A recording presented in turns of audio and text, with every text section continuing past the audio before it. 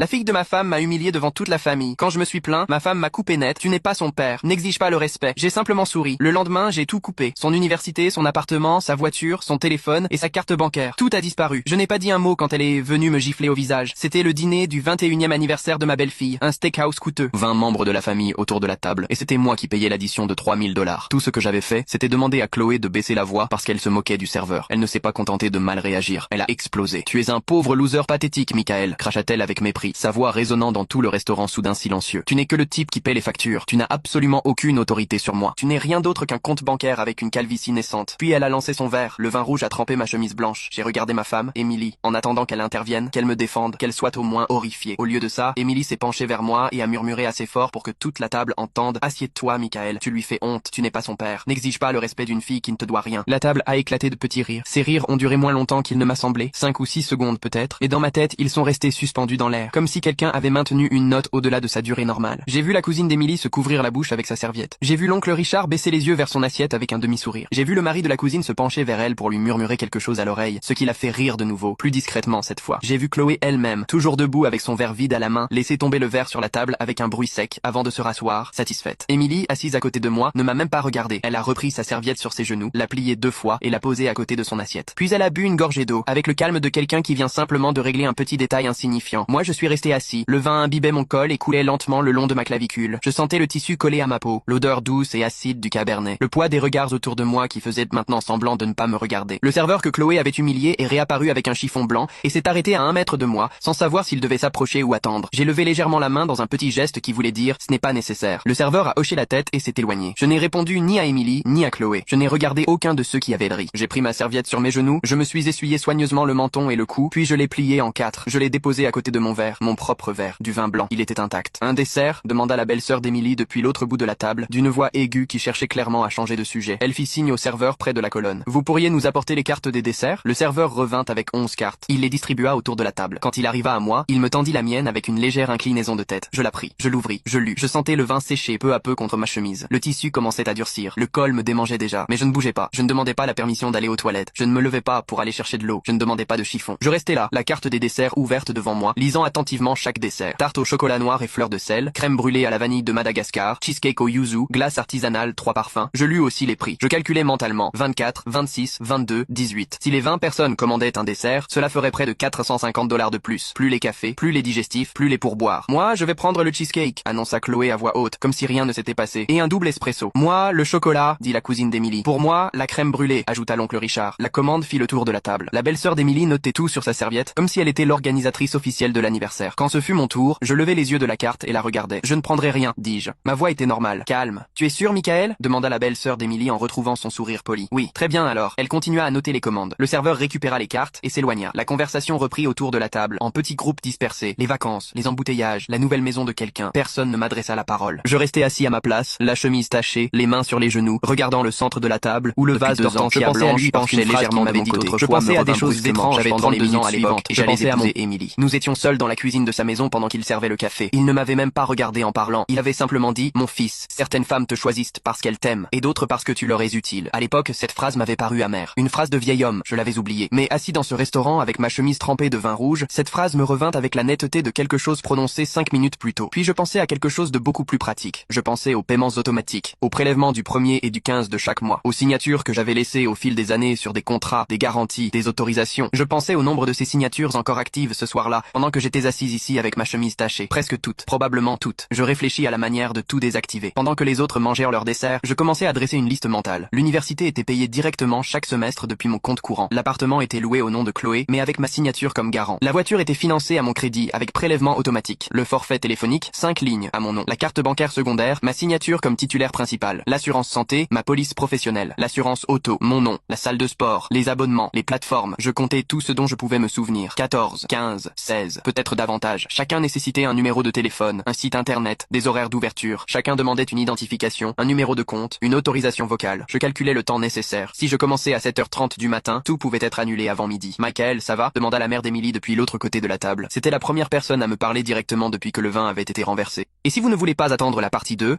vous pouvez regarder l'histoire complète sur ma chaîne YouTube. Il suffit de cliquer sur partager, puis sur plus, et ensuite sur le lien YouTube ici sur mon profil, ou de rechercher la chaîne Camille Reddit sur YouTube.